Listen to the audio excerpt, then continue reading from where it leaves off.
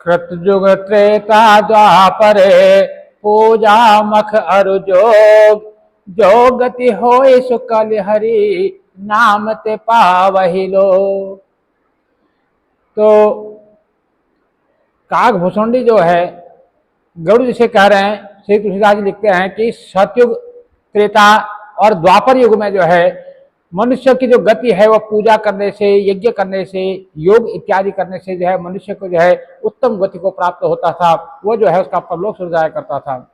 लेकिन वो कहते हैं कि इस कलयुग में मात्र श्री हरि का नाम, श्री राम का नाम ही एक ऐसा है कि जिससे जो है मनुष्य का जो भव पार हो सकता है।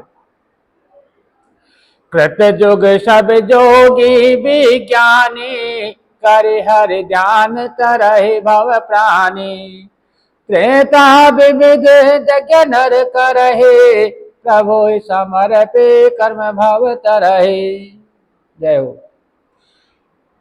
तो क्या कहता है कि सतयुग में जो है सब योगी लोग जो है, जो लोग थे वो योगी थे, विज्ञानी थे, धर्म शास्त्रों के जानने वाले थे, धर्म के अनुसार जो हमारे संतों का जो अनुसार हमें बताया जो मार्ग था उस मार्ग पर जो है चलने वाले लोग हुआ करते थे।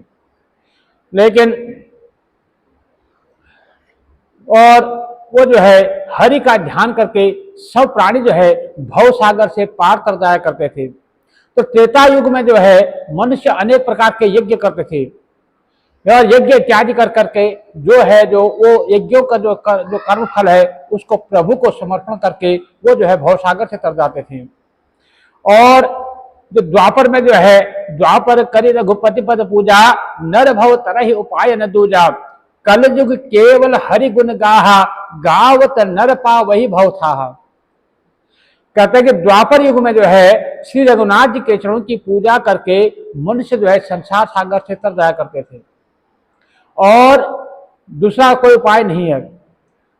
और कलयुग में तो केवल श्री हरि के नामों का गुणगान ही जो है करके मनुष्य जो है भव सागर से जो है पार हो जाते हैं। तो क्या कहते हैं कि सतयुग में तो क्या है कि योग आदमी योग करता है, विज्ञानी होते थे, योगी होते थे, वो सब धर्म के जानने वाले, वेद शास्त्र को पढ़ने वाले, वेद शास्त्र के मानने वाले थे, तो उससे जो है वो अपना भव सागर पार हो जाया करते थे। त्रेता युग में जो है यज्ञ इत्यादि कर करके उसके कर्म फल को जो है भगवान को समर्पण करके उस प्रकार से जो है भव सागर को पार हो जाया करते थे। और द्वापर युग में जो है प्रभु की पद की जो है पूजा करके, भगवान के चरणों की पूजा करके मनुष्य जो है इस संसार रूपी सागर से पार हो जाया करते थे। लेकिन इस कलयुग में तुलसीदास लिखते हैं कि इस कलयुग में केवल और केवल जो है श्री भगवान का नाम ही एक ऐसा है जो उनके नामों का गुणगान करे, उनके नामों का चिंतन करे, उनके नामों का स्मरण करे, उनके नामों को जपे, तो उसी से जो है उसका भव सागर पार हो जाएगा। क्योंकि इस कलयुग में न तो कोई योग है, न यज्ञ है और न ज्ञान ही है, और सिर्फ अगर कोई साधन है तो एकमात्र जो है श्री राम नाम के गुणों का जो बखान करना, श्री राम के गुणों का जो है गान करना, श्री रामचंद्र जी का जो है नाम का स्मरण करना, श्री राम राम कृष्ण कृष्ण जपना ही एकमात्र साधन है। इसलिए सारे भरोसे त्याग करके श्री राम जी को जो आदमी भजता है वो प्रेम सहित जो प्रभु के नामों के गुणों का गान करता है, प्रभु के नामों का भजन करता है, प्रभु के स्नान बिंदु की जो है सेवा करता है, वो मनुष्य जो है इस भवसागर से तर जाता है, इसमें कोई संदेह नहीं है। क्योंकि नाम में इतना प्रताप है इस कलयुग में, क्योंकि नाम का ही जो है प्रत्यक्ष इस कलयुग में जो है नाम का ही प्रताप बताया गया है। कलयुग में एकमात्र जो है यदि किसी चीज का प्रताप है तो सिर्फ जो है राम नाम का है, हरि नाम का है। सोई भव तर कछु संशय नाही, नाम प्रताप प्रगट कलि माहि। कलिकर एक पुनीत प्रतापा, मानस पुण्य हो ही नहीं पापा। वही भवसागर से तर जाता है, इसमें कोई भी संदेह नहीं है। क्योंकि नाम का प्रताप कलयुग में प्रत्यक्ष है। क्योंकि कलयुग एक ऐसा पवित्र महिमा है कलयुग की कि इसमें जो है आदमी को न तो यज्ञ करने की जरूरत है, न तप करने की जरूरत है, न कोई बहुत बड़ा अनुष्ठान करने की जरूरत है। इस कलयुग में जो है सिर्फ राम नाम का उच्चारण करने मात्र से, आपको कुछ भी करने की जरूरत नहीं है, सिर्फ आप उठते बैठते खाते पीते जो है राम नाम जपते जाइए। और जो भी आप कर्म कर रहे हैं, जिस भी काम पर आप लगे हुए हैं, उस काम का जो फल है, उस काम का जो निमित्त है, वो भगवान के चरणों में समर्पित करते जाएं। और इस प्रकार से जो है आप भव सागर से पार हो सकते हैं। कल जुग सम जुग आन नहीं, जो नर कर विश्वास, गाय राम गुण गण विमला, भव नर करहि बिनहि प्रयास। प्रगट चार्य पद धर्म के, कलि महु एक प्रधान, जेन केन विधि दीने, दान करहि कल्याण। जय हो। तुलसीदास जी लिखते हैं कि इस जो हमारे कलयुग है, इसमें विश्वास के बिना जो है कोई फल नहीं है। आपको जो है श्री रामचंद्र के चरणों पर जो है विश्वास करना होगा। और जो ऐसा विश्वास करता है उसके लिए जो है ये सतयुग जो है एक बहुत ही उत्तम युग है। और कोई ऐसा युग दोबारा आने से रहा, क्योंकि इस युग में जो है मात्र आपको कोई साधन करने की कोई जप नहीं, कोई तप नहीं। सतयुग में लोग जो है लाखों लाखों वर्ष जो है तप करते थे और तप में ही जो डूबे रहते थे। वाल्मीकि जी ने तो इतना तप किया था कि उनके शरीर में कहते हैं कि दीमक जो है लग गई थी, तो जिसको वाल्मीकि का नाम पड़ा था, ऐसा जो है शास्त्रों में हमने सुना है। तो उन्हें जो है इतना तप किया था, इसलिए उनका नाम वाल्मीकि पड़ा था। तो इस प्रकार से जो है उस समय जो है लोग लाखों लाखों हजारों हजारों वर्ष तपस्या करते थे, त्याग करते थे, तप करते थे, तब जाकर के वो भगवत प्राप्ति होती थी। लेकिन इस कलयुग में तो मात्र श्री हरि का नाम लेना, हरि के नाम का गुणगान करना, आप जो भी कार्य आपको मिला है उस कार्य को प्रभु के चरणों में समर्पण कर देना, यही एकमात्र है।